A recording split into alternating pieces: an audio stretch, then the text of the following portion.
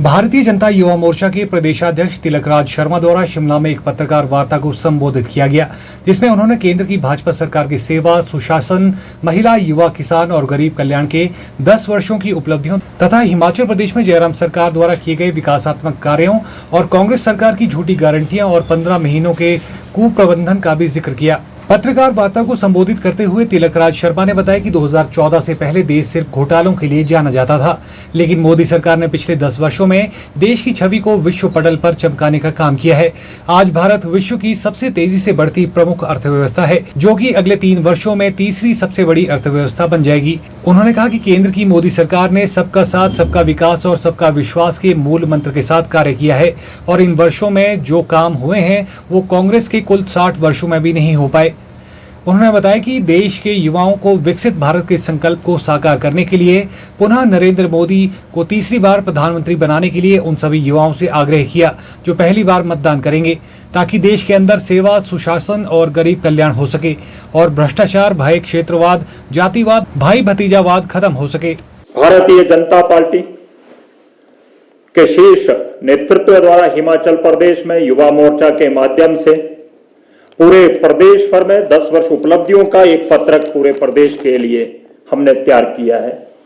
इस पत्रक को युवा मोर्चा पूरे प्रदेश के सभी शैक्षणिक संस्थानों में और बाजार में, चौक चौराहे पर, बस स्टैंड में, जहां भी भीड़ भाड़ वाला इलाका जो है, जहां भीड़ ज्यादा रहती है, ऐसे संस्थानों पर, ऐसे स्थानों पर लोगों को इस पत्रक को वहां पर युवा मोर्चा का कार्यकर्ता वितरण करने वाला है। यशस्वी प्रधानमंत्री जब से देश की कमान संभाली है, आज हमें बड़ा गर्व होता है। भारतीय जनता पार्टी के कार्यकर्ता के नाते भी हम कह सकते हैं कि 10 वर्ष के कार्यकाल में एक भी घोटाला हमारे किसी मंत्री के ऊपर नहीं लगता है। बड़ा गर्व होता है आज और देश गर्वित होता है।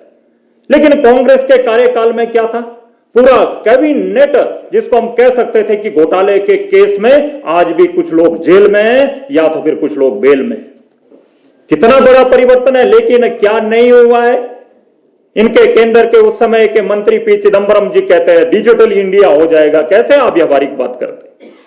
7.5-8 रुपए की पेमेंट किसी को करनी होगी, हम मोबाइल से करेंगे, कैसे संभव होगा? आज प्रत्येक व्यक्ति ये कह सकता है कि भारत डिजिटल दुनिया में भी आगे बढ़ा है, उसमें भी परिवर्तन देखने को मिल रहा है। कांग्रेस के कार्यकाल में देश में क्या होता था, इस पत्रक को लेकर हम नए वोटर्स के बीच में भी जाने वाले हैं। जिन लोगों ने इस बार पहली बार वोट करना है, ऐसे नए नव मतदाताओं के बीच में भी जाकर हम ये जानकारी देने वाले 2014 से पहले भारत की स्थिति क्या होती थी। हिमाचल में भी हम कहना चाहते हैं, पूर्व में भारतीय जनता पार्टी और माननीय हमारे पूर्व के मुख्यमंत्री आदरणीय जयराम ठाकुर जी के नेतृत्व में अनेकों काम प्रदेश में हुए, जिसको हम कह सकते हैं कि कांग्रेस सत्ता में आते ही विकासात्मक जितने भी कार्यालय खोले थे, 1050 कार्यालय जो वहां पे विकास करने वाले थे, डेवलपमेंट की दिशा में हिमाचल को आगे बढ़ाने वाले थे, ऐसे कार्यालय को कांग्रेस ने सत्ता में आते पहला सबसे वो बंद करने का काम कर दिया। अरे भाई, हिमाचल को विकास की दिशा में आगे बढ़ना है कि बंद होना है? और दूसरा, इन्होंने अपने घोषणा पत्र में कहा था हम सत्ता में आते ही पहली कैबिनेट में 5 साल में युवाओं को 5 लाख नौकरियां देंगे। आज हिमाचल का युवा पूछता है